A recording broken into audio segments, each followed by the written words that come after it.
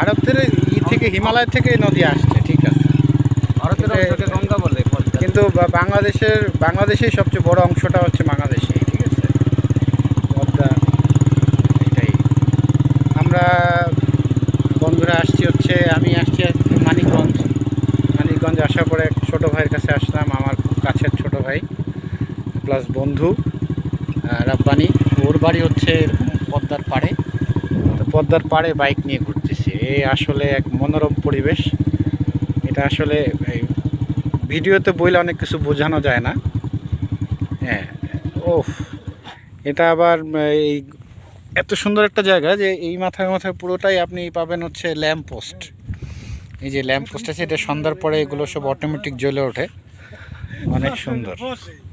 হ্যাঁ, বসার একটা সুন্দর জায়গায়, গাছগুলো কয়েকটা আম গাছ আছে। এই হচ্ছে আমার ছোট ভাই রাব্বানি, একটু হাই বলো। যেদিকে যায় শুধু নদী আর নদী। আসলে এই ঢাকা শহর ছেড়ে যখন এখানে আসি তখন মনে চায় না যে আমি এখান থেকে যাই। সুন্দর সুন্দর একটা জায়গা।